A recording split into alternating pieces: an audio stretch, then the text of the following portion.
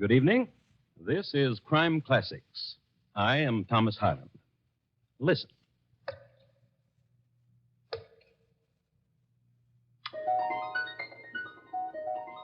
The man in nondescript uniform dropping stones into that well is a mercenary soldier, more recently a deserter.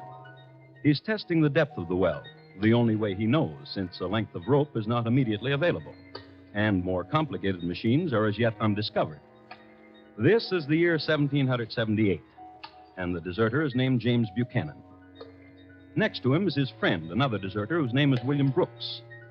These men are in the employ of Mrs. Bathsheba Spooner of Brookfield, Massachusetts, whose well it is. Mrs. Spooner will pay these men immediately they deposit the body of her murdered husband, right down there. And tonight, my report to you on the crime of Bathsheba Spooner, the first woman to be tried for murder in the United States. Crime Classics, a new series of true crime stories taken from the records and newspapers of every land, from every time. Your host each week, Mr. Thomas Hyland, connoisseur of crime, student of violence, and teller of murders. Now, once again, Thomas Hyland.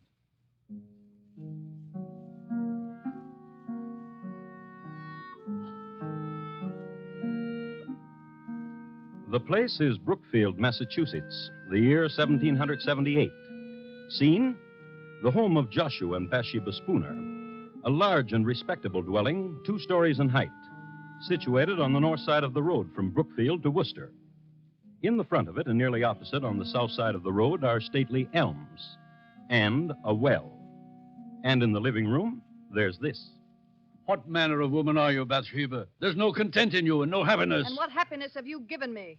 A life that dies quickly, cooking and sewing, and from you, drunken sleep. And you've not answered me. You would like to see me dead, would you not? Listen to me, Joshua. When you returned this morning from Worcester, my heart sank in me. I'd hoped you wouldn't come back. That I would have an accident. That in some way I would be killed. Yes. That you would be free then. Yes. To walk the town, newly widowed with a wandering eye. Yes. And you listen, shrew. I am your husband, and I'm your lover, and that's the way things are. Old man! Old man!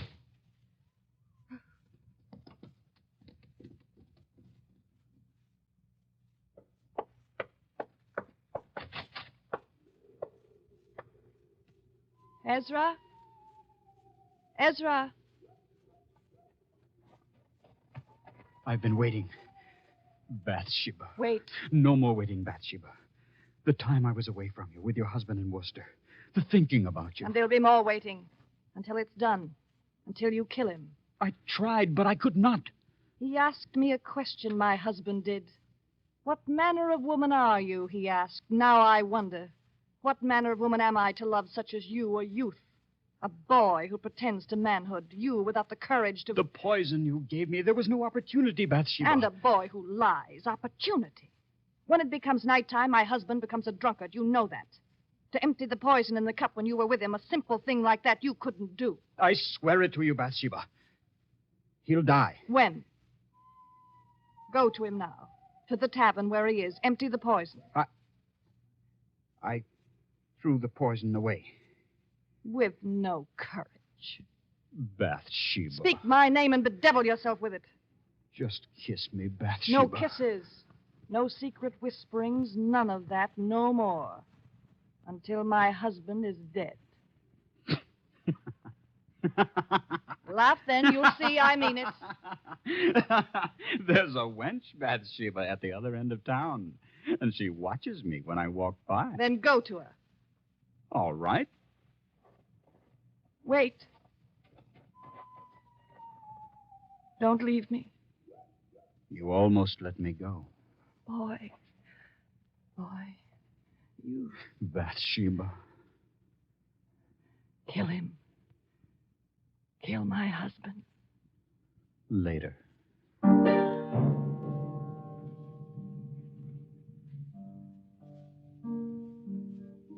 And that was Bathsheba Spooner. You've come to know her pretty well. You've seen her hating, you've seen her loving. There's more you should know. She was the sixth child of an illustrious man, General Ruggles. The general was a man of great wealth and lived in a style of unusual luxury for that day. He kept 30 horses and had a park of 20 acres for deer and a pack of hounds for the amusement of numerous visitors. He was a man intensely loyal to the British Crown and never hid his loyalties. And so, at the outbreak of the Revolutionary War, he was forced to give up his estate and to leave the country. His married life was also pretty bad, and he and his wife did not set a good example to his children in their conjugal relations. Bathsheba sprang from that kind of a household. Her loyalist background in time of war, and the very fact of the name she had, Bathsheba, were sufficient cause for the town in which she lived to view her with alarm. But keep this in mind. Bathsheba Spooner is going to murder her husband. How? Well, let's see how time and motive and circumstance conspire to get a man violently dead. The man, Joshua Spooner. Let's pick him up and see what he's doing. It's the same evening, and since it's after dark, he's drinking. And in Brookfield, there's only one public house in which to drink, Cooley's Tavern. And that's where he is. Oh, no, Doctor. Then what would you do? To trap General Burgoyne, very simple. Hand me your tankard, Dr. King. Now, and here, this spoon, the line of march of Burgoyne. And your tankard and mine, 2 sections of the troops of General Washington. Now watch.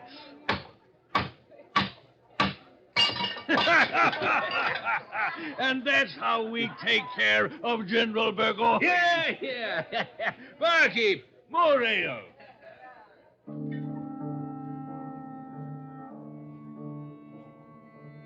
Joshua Spooner talks of strategies and drinks his ale. But mark this. Near the bar, another table. 2 men in nondescript uniforms, deserters from the army of General Burgoyne. Their names, James Buchanan and William Brooks. They've made known the fact that they've deserted the enemy, so their drinks are on the house and the appreciative customers. They're having a fine time. Drink your ale, Will.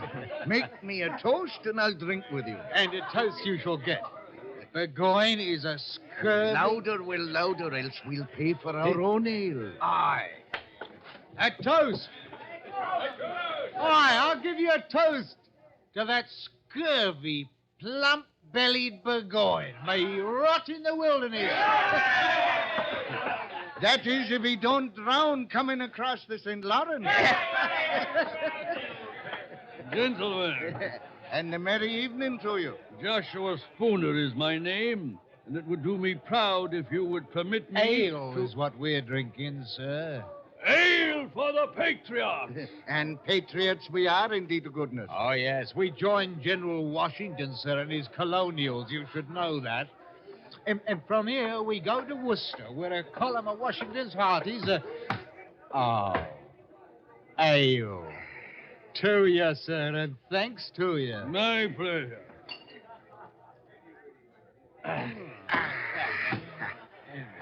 Willie Bach, your tankard is dry, and so is mine. If you will permit me, gentlemen, it would be my pleasure. My pleasure indeed.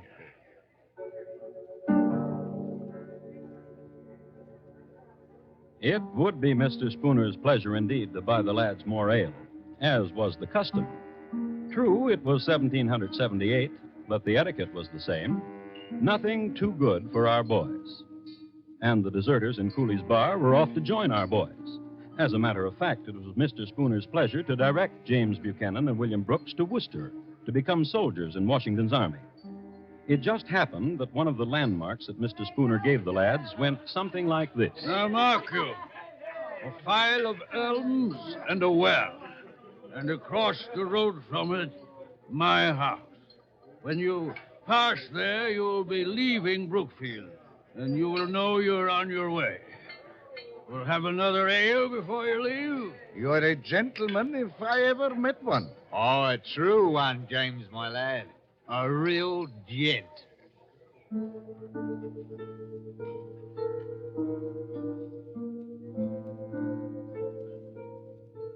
So they touched tankards, the deserters and Joshua Spooner, and they made tearful farewell. And the deserters left and walked the road toward where the elms were, and a house, and a well. Let's go on ahead of them. Let's get back to the lady. Bathsheba's home. Bathsheba's fixing her hair. And the youth Ezra, he's tying into it night ribbons, a lover's tender gesture. Their talk, however, is shocking. Perhaps you're right. Perhaps the best way is not to poison him. I say shoot him. Perhaps, in such a way as to make it appear as an accident. Will you shoot him, Ezra? Tightly with the ribbon, dear. Ezra? I have not the courage for it. But you know of guns and shooting. You were in the army for a year. I marched. I shot no one. I marched upon an ambush and was wounded. Myself, I never pulled a trigger. If not you to kill him, Ezra, then someone. Yes. Turn from your mirror, Bathsheba, and look at me. Oh, listen. Do you hear? Yes. Drunkards. Someone. Go to the window. Drunkards. 2 of them by the moon. British deserters. I've seen them in town. Call to them. Bathsheba. Call to them. Hello! You there! What do you want? I'll talk to them. A lady wants to talk to you. A lady? At a lady's service any time. Let them in, Ezra.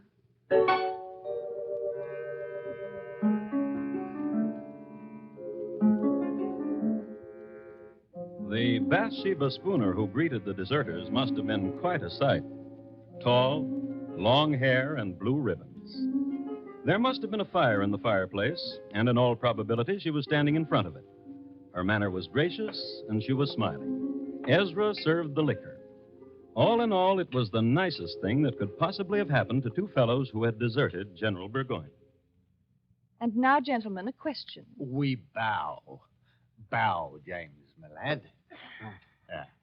Say on, my lady. How would you gentlemen like 500 pounds to see you on your long journey? Merchano, 'twould warm the cockles, wouldn't it, Will? 'Twould. Does that answer you, my lady? And what would you do for it? There is nothing that Will and I have not done, and for less handsome payment from less handsome women. Far less. Kill my husband. This lad, the one you call Ezra. Come here, lad. The next skinny ones don't take long for twisting. Not him. Not Ezra. Not him, James. Then who? My husband will return from his drinking. Will you wait for him? Kill him? When he returns, meet him outside at the door and greet him. Will you? Not only for the money, dear lady, but for the pleasure of your presence to 2 tired soldiers. Right, James? It's the truth.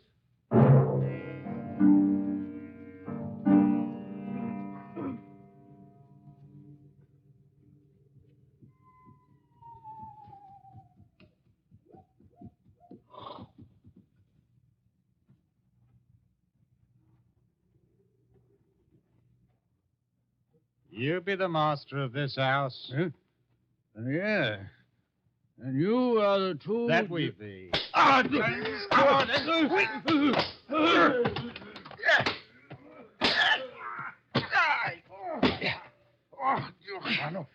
This one was a struggler, eh, Will? Get the woman. And the one she calls Ezra. Aye.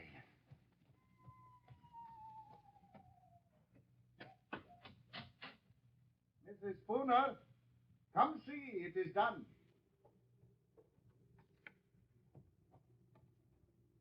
And a tidy job, if I say so myself, Mrs. Spooner. And now he's dead. What will you do with him? There's a well across the road. Aye. Give us a hand, James. And you, Ezra. Yeah. I'll walk with you.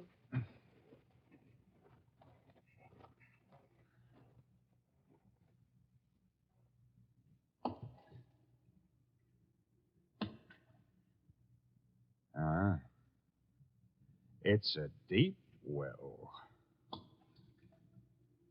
Poor little man.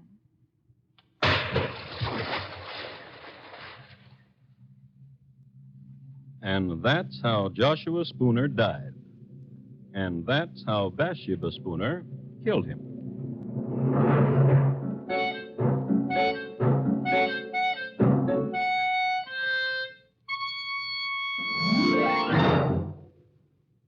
You are listening to Crime Classics and your host, Thomas Hyland. Later this evening, the Lux Summer Theater stars Fred McMurray in a full-hour adaptation of the romantic mystery comedy The Lady and the Tumblers, an odd triangle composed of a beautiful girl, a suitcase full of explosive letters, and a murdered man will make The Lady and the Tumblers' most unusual dramatic fare.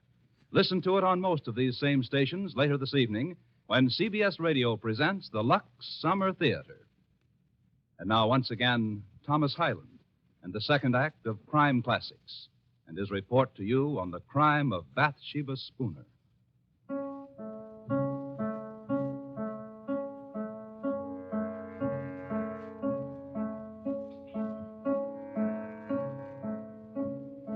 Listen to this.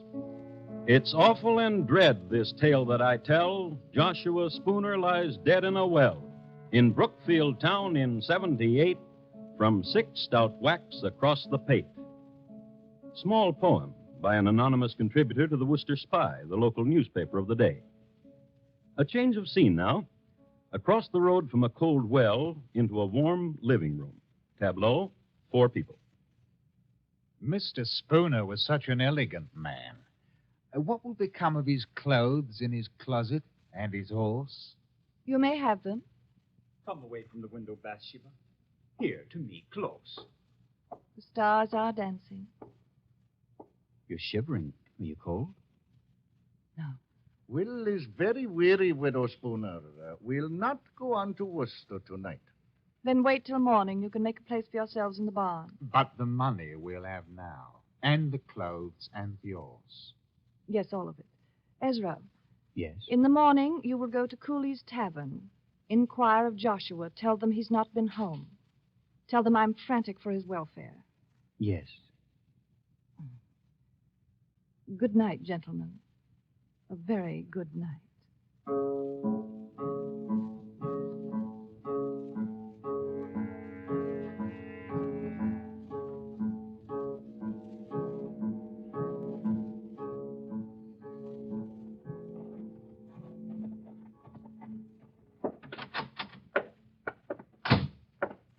Mr. Cooley. Aye? Hot grog on a nippy morning, Mr. Ross? I've been sent to inquire of Joshua Spooner. Who sent you? The wife of him, Bathsheba. Did she now? And why? Last night he did not return home, and Mrs. Spooner is frantic for his welfare. Not home? Well, he's not here. Last night he sat right there, my lad, and discussed military strategies with the doctor. Then, to the best of my knowledge, he went home. Dr. King. Doctor, wake up. Please, Doctor, wake up. It's important.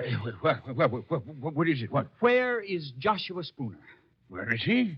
Mr. Cooley says he sat with you last night. Well, as he did, and left me.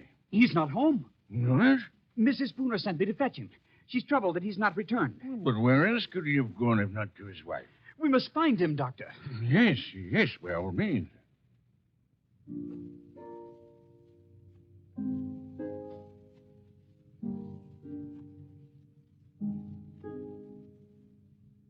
Ezra did that very well, with the precise shading of alarm in his voice, the concern.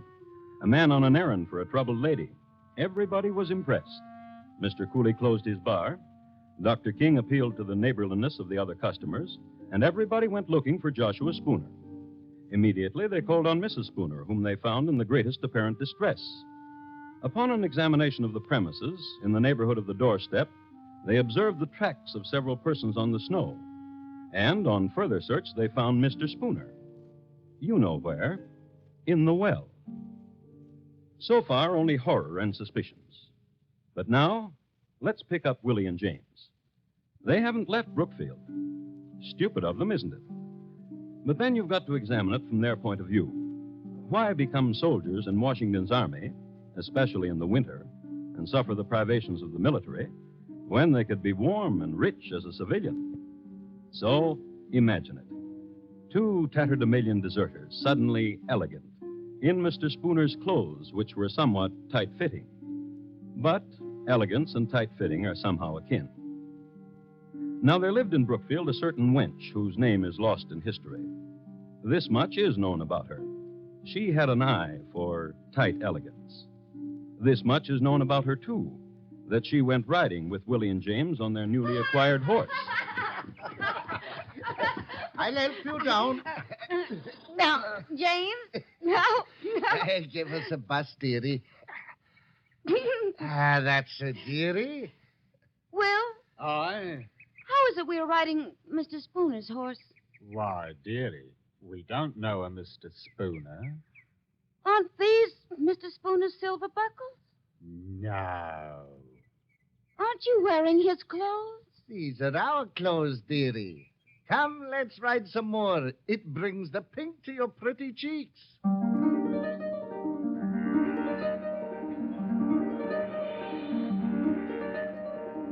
But the cat was out of the bag.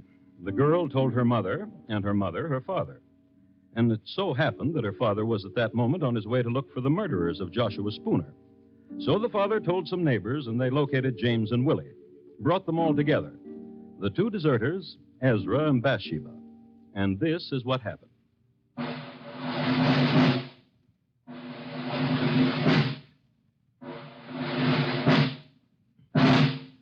The jurors for the government and people of Massachusetts Bay in New England, upon their oath, present that William Brooks and James Buchanan and Ezra Ross in the county of Essex, not having God before their eyes, an assault did make upon Joshua Spooner, feloniously, willfully, and of their malice aforethought, on the first day of March last past, with force and arms also by striking, beating, and kicking aforesaid Joshua Spooner, so as to inflict several mortal bruises, of which Joshua Spooner died.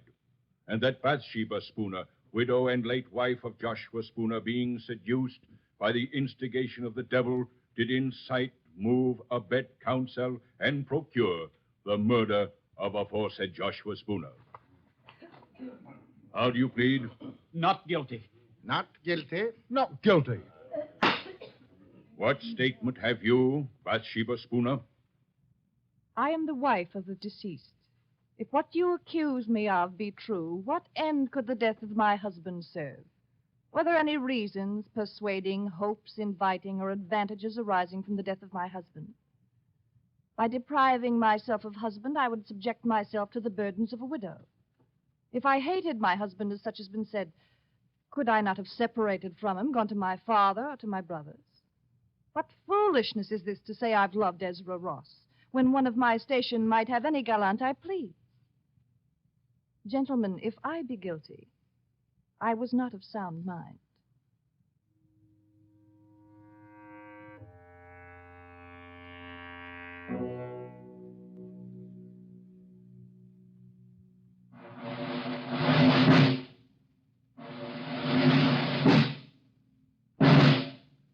To the sheriff of our county of Essex, greetings. We command you that on Thursday, the 4th day of June next, between the hours of 12 and 4 of the clock in the afternoon, you cause William Brooks, James Buchanan, Ezra Ross, and Bathsheba Spooner to be conveyed from our jail, where they are now in your custody, to the usual place of execution, and there to be hanged by the neck until their bodies be dead.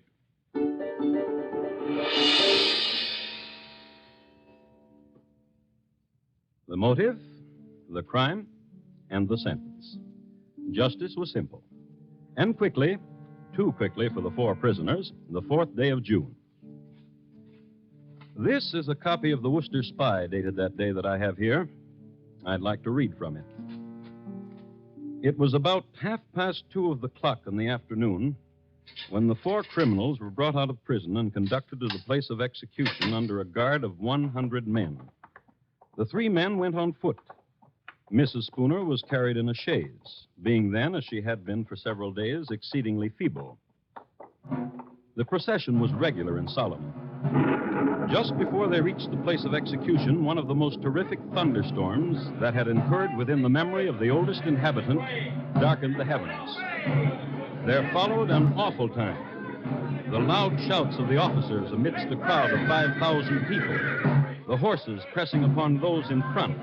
The shrieks of the women in the tumult and confusion. The malefactors slowly advancing to the fatal tree, preceded by the dismal coffins.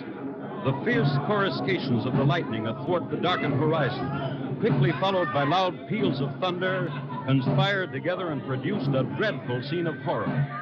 It seemed as if the author of nature had added such terrors to the punishment of the criminals as might soften the stoutest heart of the most obdurate and abandoned. At length, the place of execution having been reached, Ross, Buchanan, and Brooks ascended the ladder to the stage. Our Father, which art in heaven, hallowed be thy name. Ross made an audible prayer. The other two were engaged in silent devotions until they faced the noose. Mrs. Spooner, as she approached the tree, was seen to bow gracefully to many of the spectators with whom she had been acquainted. Then she crept up the ladder on her hands and knees. When the eyes of the malefactors were covered and all was ready, Mrs. Spooner took the sheriff by the hand. And for the first time, Bathsheba Spooner accepted the verdict of justice. My dear sir, I am ready. In a little time, I expect to be in bliss. And but a few years must elapse when I hope I shall see you and my other friends again.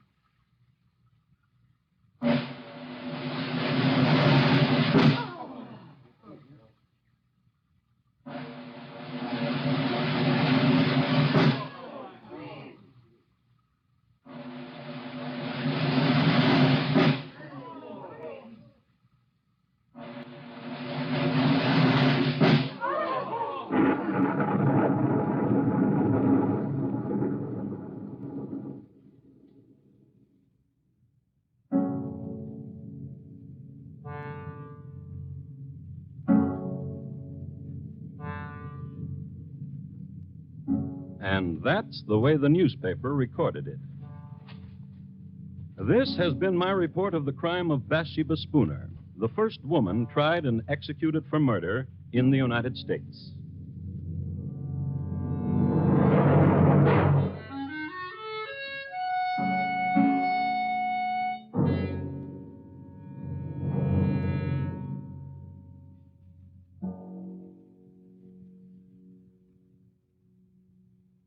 In just a moment, Thomas Hyland will tell you about next week's Crime Classic. The National Blood Program has been made part of the Department of Defense. That's how vital a continuing growing stockpile is against emergencies of war or peace. In the warm weather months, donations fall off. In the first week of June alone, donations dropped 20%. This must be offset immediately. Before you go away, please phone the Red Cross for an appointment to give a pint of blood. You will enjoy your vacation more for having done it. And here again is Thomas Hyland. Next week, we'll be with you at the same time, although geography and year will change. The place? Pimlico, England. The year, 1879. My report? On the shockingly peaceful passing of Thomas Edwin Bartlett, greengrocer. Thank you. Good night. Bathsheba Spooner, tonight's crime classic, was adapted from the original court reports and newspaper accounts by Morton Fine and David Friedkin. The music was composed and conducted by Bernard Herrmann, and the program was produced and directed by Elliott Lewis. Thomas Hyland is portrayed on radio by Lou Merrill. Bathsheba Spooner was played by Mary Jane Croft. The cast included Herb Butterfield, Sam Edwards, William Johnstone, Georgia Ellis, Tudor Owen, and Ben Wright. Bob Lamont speaking. Stay tuned now for Gary Moore with Arthur Godfrey's Talent Scouts, which follows immediately over most of these same stations.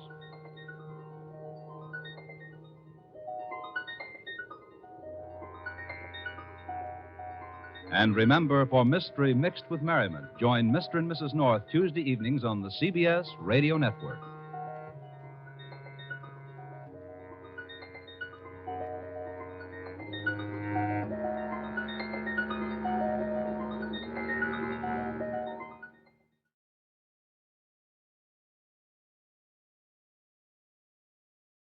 Good evening.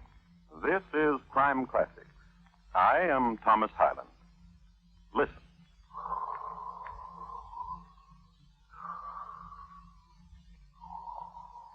The man you hear breathing is named Thomas Edwin Bartlett. He is in bed and sleeping, breathing deep the night air of Pimlico, England.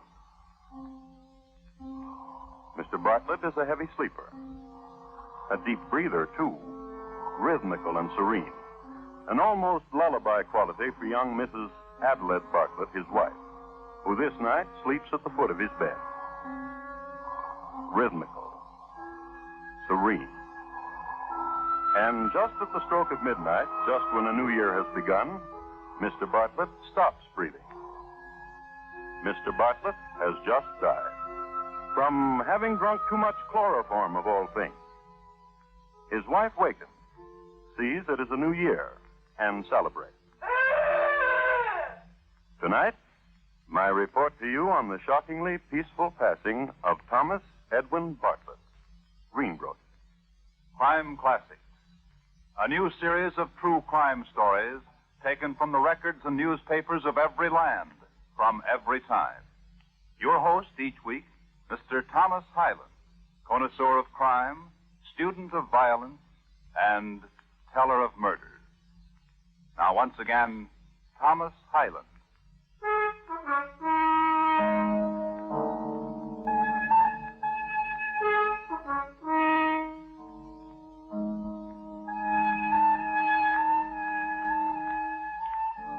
When you heard Mr. Bartlett die, it was New Year's Eve in the year 1885. Some years before this, one springtime, when Mr. Bartlett was breathing 100% perfect, he had responded to the delicate scent of a young French girl, and the aroma went right to his heart. He was suddenly in love with Adelaide Blanche de la Tremoise, age 16. Adelaide! Adelaide!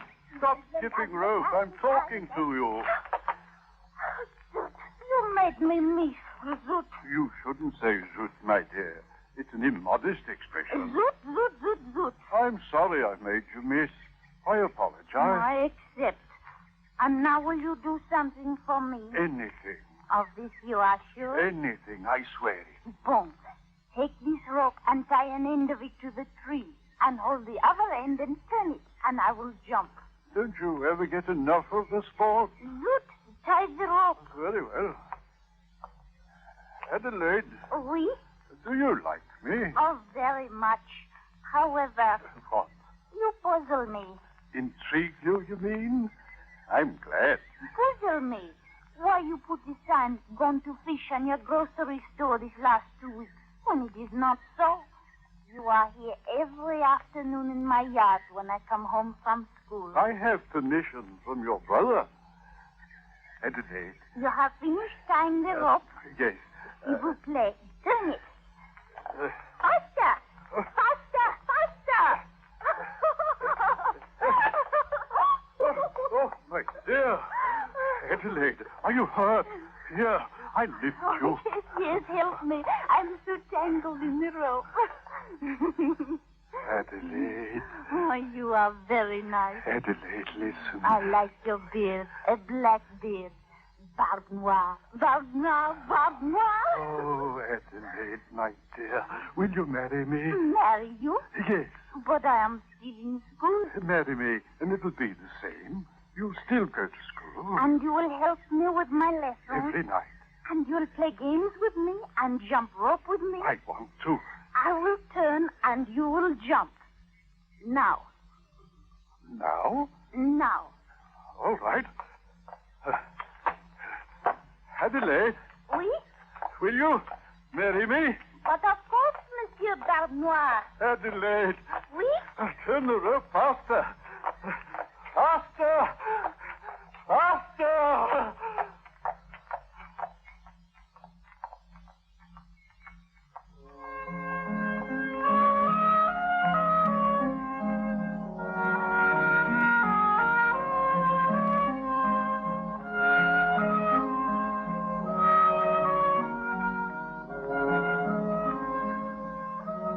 Passion in Pimlico.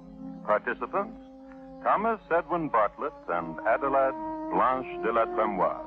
And a good quality skipping rope, which latter, it might be mentioned, came from the shelves of Mr. Bartlett's grocery store, and which, coiled neatly, was his first gift to her. It was a springtime romance and an honorable one. They got married.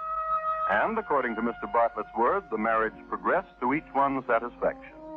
Mr. Bartlett continued at the grocery store, and Adelaide was still a student. It is a matter of record that she was a good student in the subjects of geography, history, and botany. But it is also a matter of record that one day she brought home with her a note from her teacher. Dear Mr. Bartlett, here is your wife's last examination paper in algebra. As you see, the grade is 43. Her square roots are especially weak, as are her solving equations with two unknowns. Something must be done, else your spouse will not pass into the next form. Sincerely, Edgar Becker, Esquire. P.S. I will be glad to tutor your spouse after school hours. Signed, E.B. Esquire. Oh, Adelaide, why are you crying? I am not a good wife. You are wrong, my dear. I am not a good husband. I should have been helping you with your algebra. But you help me so much with my lessons. And you get tired and you go to your room and sleep. Oh, husband. Yes? I do not wish it anymore. I do not wish school. I want your school and Mr. Becker to be proud of you. No. My dear, what's the matter? I do not wish to be a schoolgirl wife, but a woman wife, a mother wife. You're so young. Listen to me. A grade of 43 is nothing to fret over. Why, my cousin Sybil from Nottingham received 23 on her... Listen to me. No, child. You listen to me. I've failed you. I've made you ashamed of yourself. And now I'll make amends. How? I will find you a tutor. A tutor? But not Mr. Becker. Husband.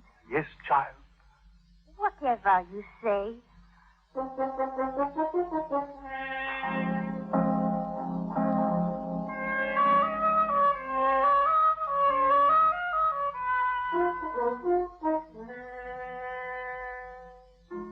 Trouble in Pimlico. Simply this. The girl wanted to grow up, and her husband wouldn't let her. He told her she'd grow up soon enough, but right now she should play and run and scamper. This period in the married life of Thomas and Adelaide was marked by two events. The first, his presenting her upon her birthday with a game of the mind, dominoes, hand carved, imported from Persia. The second, a tutor, a veritable whiz in algebra, imported from Bristol. A young man of 21, accomplished in the 3 R's and other branches of learning.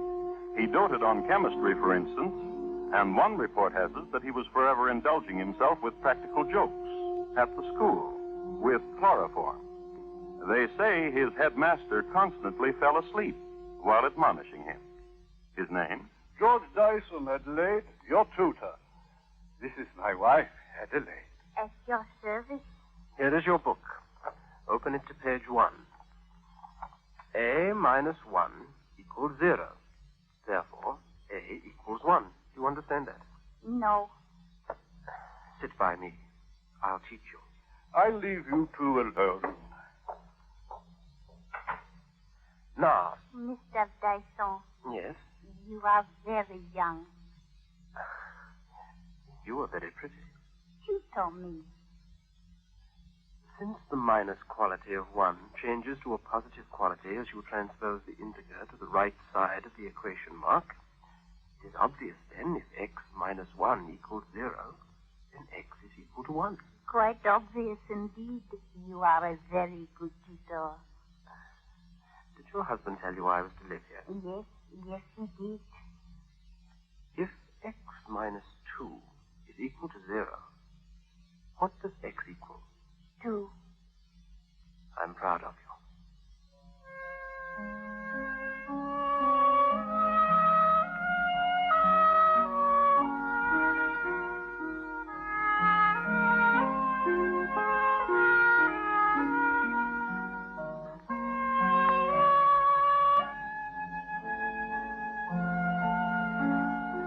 Examination time came around, and Adelaide was at the head of her class. A squared plus B squared is equal to C squared. In the next form, she shone.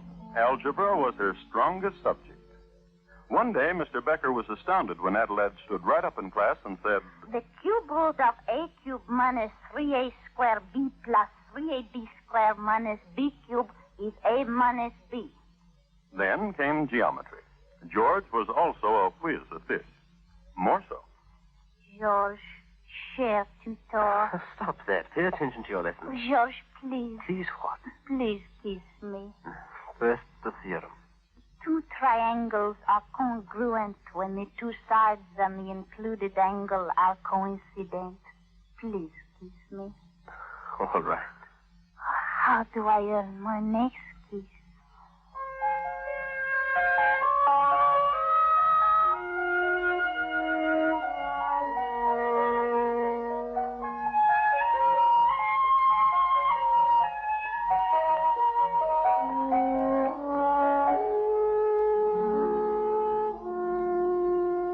Higher mathematics in Pimlico. On to trigonometry and the youth. Wife and tutor caught up in the mysteries of logarithms and sines and cotangents and secants. There were field trips, too, to the garden, because George Dyson Tutor believed in practical application of theory. This particular late afternoon, they were endeavoring to determine the height of the flagpole in the garden, using the length and angle of the shadow cast by the pole as points of reference. It was a fine afternoon in the fall. It was an afternoon to be young. Kiss me. You always ask me to do that, Adelaide. And you always do. Kiss me. Now, suppose your husband should walk out here and see us. He knows about us. You're joking. I'm not. He knows. Surely. Oh, do not worry. He's... Kiss me. All right. What a lovely picture. What a lovely, awesome picture. Mr. Bartlett. Of course, kiss her, Mr. Dyson. You deserve it. You both deserve it. Master and pupil. You've done so well together. Go on, Dyson. Sir. Kiss her. Go on. Kiss her. Oh, yes. Bravo, bravo. How's trigonometry coming, Dyson? Fine, fine. Fine. Well, cook said dinner will be ready soon. I'll call you when it is. Adelaide, What? don't you find your husband... He's a bore. I mean, strange? What happened just now? He is a bore, and I despise him. He's your husband. You shouldn't speak like that about him. I'm sorry he's my husband. What would you do if he weren't? You know. I know. But I want you to tell me. The things we talked about. If he weren't my husband. I want to tell you something about me you didn't know, Adelaide. Please do. I was quite a chemistry student, too. I could teach chemistry if I wanted to. That is very interesting. Chloroform, for instance, is a chemical. Chloroform? I've heard of it. It belongs to the class of neurotic chemicals which act on the brain and produce loss of sensation. Can it cause death? Carelessly used, it can cause death. Then it is a poison. Let's stroll in the garden. I want to. Chloroform is a colorless, heavy, and volatile liquid, having a peculiar ethereal odor which cannot be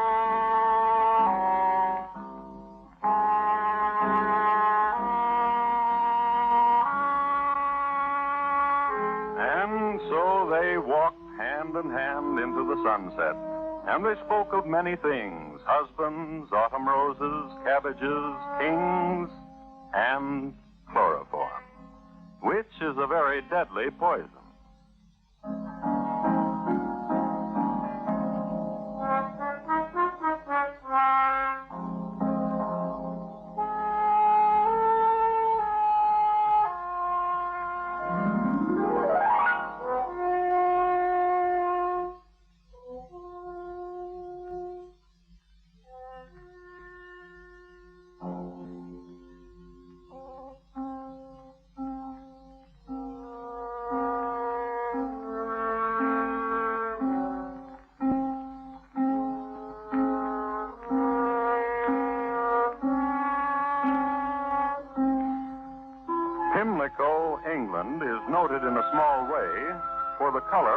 sunset, a quality which some malcontents have attributed to the quality of the dust in the Pimlico air.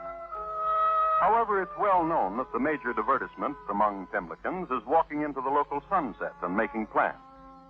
So, as not to defy custom, so walked Adelaide and her tutor George. You're very dear to me, Adelaide. Oh, this I know, but it is not the time to speak of it.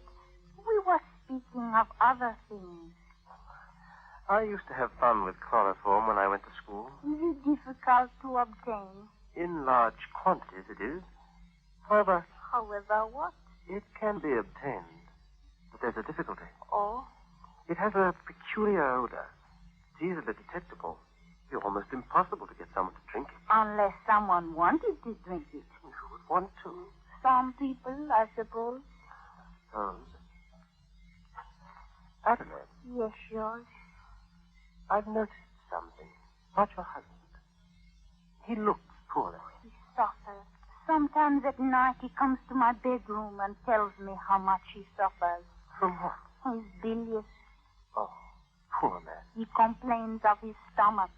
I thought perhaps that was it. And nervous depression. At night, sometimes he sits in my room, depressed. His stomach. The doctors have told him that. Has he tried mercury? Mercury? Much easier to obtain than chloroform. I could stop at the apothecary's after dinner. Do stop.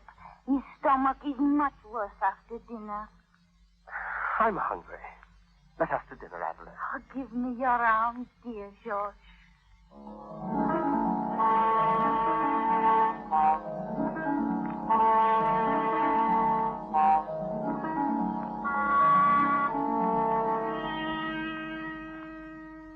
The maidservant was just setting the suckling pig on the table when the young folk entered. Mr. Bartlett greeted them with a wave of his fork, and they sat. The dinner was a success, and as usual, Mr. Bartlett exhibited his clean plate for the applause of his wife and her tutor. Over fruit and cheese, George Dyson begged to be excused. I'll be back in a shake, Mr. Bartlett, with a surprise for you. Slice another melon for me, dear Adelaide. And in half an hour, George returned, which was good time for the course, the house to the apothecary and back. But George was in a hurry, and when he returned, Adelaide was waiting for him in the great hall. Quickly, come. What's the matter? After dinner, he almost fainted. He managed to get into the library where he's lying down. His stomach? In the middle of a melon slice. Oh, Mr. Bartlett. Mr. Bartlett, here, I have something for you. What? What is it? Here now. Let me help you sit up. Adelaide, that wine glass. Yes. I have something for you, Mr. Bartlett. Something that will make you feel better. What is it? The surprise I promised you. To make your stomach feel much better. George was very good in chemistry at school. You're a good fellow, George. Drink it. Hot stuff. Here, I can't drink any more. Well, I'll leave it here beside you. Sip it when you can. You'll see that when you develop a taste for it, it will be very beneficial. You're a good fellow. Adelaide, Yes, don't worry about me. You have your things to do. yes. George and I have our lessons. I wouldn't interrupt them for the world. Go, George. Adelaide. We'll look in on you later, Mr. Bartlett. In an hour. Good fellow. Good fellow.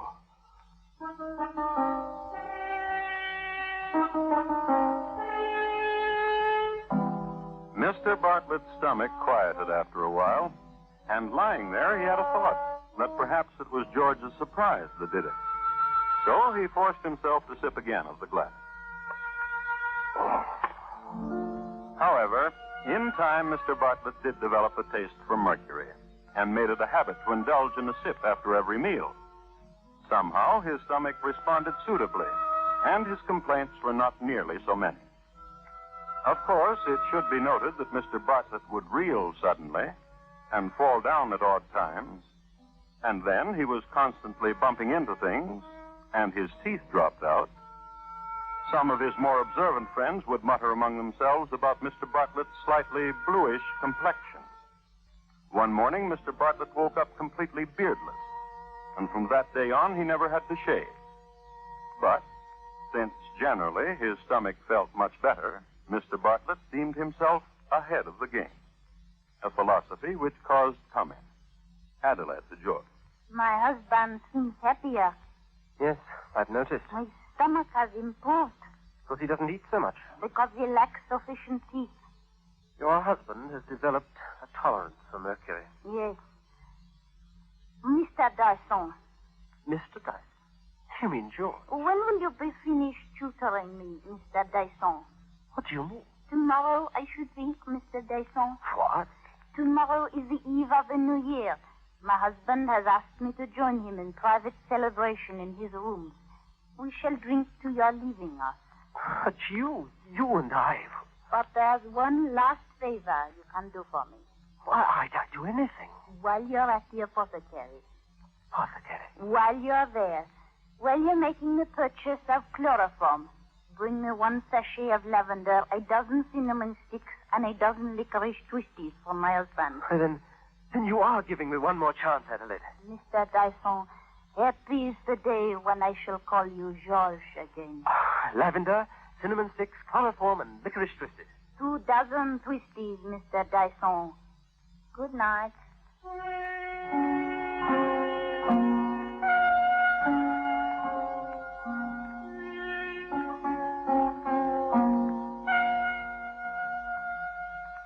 It's 11 o'clock, Adelaide.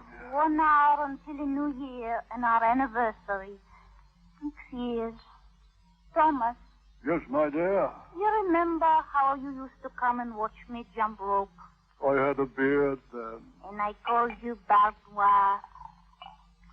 A drink. 6 years, Thomas, we have been married. A drink. I have had enough drink.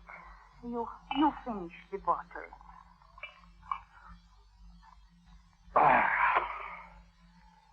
I want you to look at me, husband. Very well. Yes. When we were married, I was 16, a child, 6 years ago. Adelaide. You see, husband? No longer a child.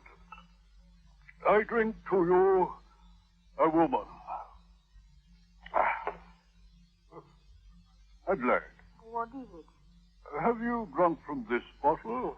Yes, I think so. It has a pungency to it, doesn't it? Let me say. Chantilly, 1871. Must have been a strange vintage. A decided pungency. An aroma, too. Smell it. My, good. What is it? Lovely. It tassels from your nightcap. It tickles. Does it? It makes you so attractive, dear Thomas. Makes me attractive, huh? Tell cook to order a magnum. Oh, later. Finish the bottle, dear, and then I have something to tell you. All right.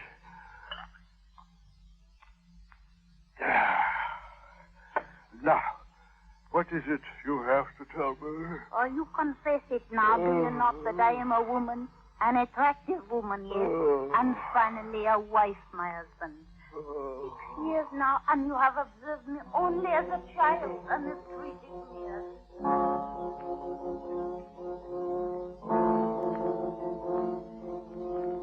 On further passage between them on this, their 6th New Year's Eve together, and their wedding anniversary, on further passage, history is obscure.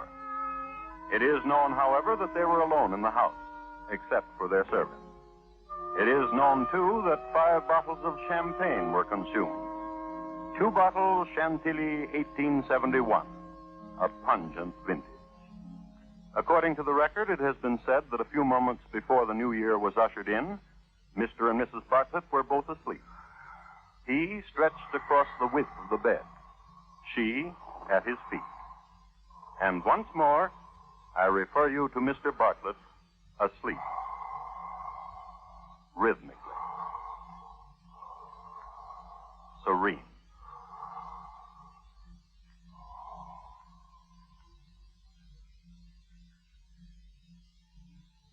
Thomas? Thomas?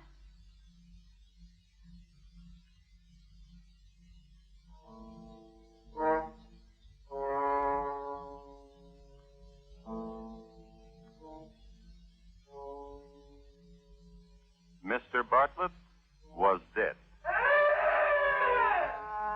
That didn't do any good. It was another year, but not for Mr. Bartlett. For Mr. Bartlett, a post-mortem examination. For his stomach, evidence of having contained a considerable amount of chloroform. So there was a coroner's inquiry. And there was a verdict of willful murder against Adelaide Bartlett and George Dyson. At the trial, each made a statement protesting their innocence. Yes, it is true that I purchased chloroform at various apothecaries. And it is true that the total amount I purchased thereby was sufficient to cause death. However, I used the chemical merely to clean spots from my clothing. I have many pieces of clothing and believe neatness is next to righteousness. It is true also that I became attached to Mrs. Bartlett, but only because she was well versed in matters mathematical. It was a constant source of joy to me to be able to sit and speak with her of an evening of theorems and theories and postulates and corollaries. I loved my husband. He encouraged me to pursue studies of various kinds and decided to please him. On the night of his death, my husband was in good spirits and drank heavily. He, I must confess, was never more attractive. But he fell asleep, a deep sleep. From this he never awakened. I never know why.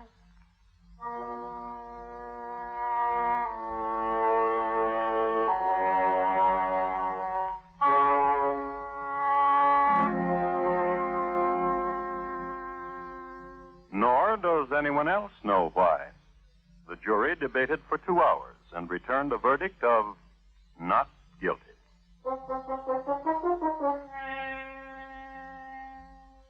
History at this point again becomes obscure. It is not known whether George or Adelaide ever saw each other again, whether they ever again tasted together the dusty fruits of a Pimlico sunset, whether there were any more math lessons or talks of matters chemical. But it may be safe to assume that some of the dust breathed by the Pimlicans on evening walks, some of it has been contributed by George and Adelaide and Mr. Bartlett. You might be interested in knowing where once stood Mr. Bartlett's grocery store, now stands an apothecary. This is all the information I have.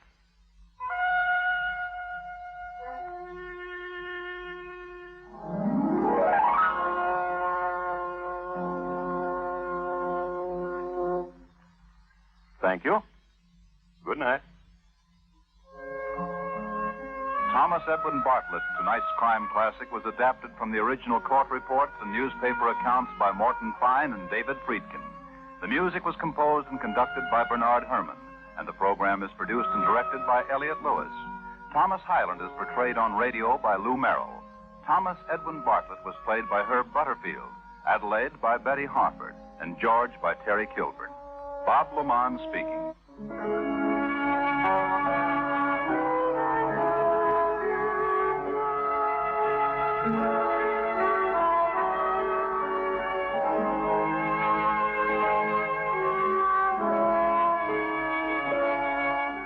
This is the United States Armed Forces Radio and Television Service.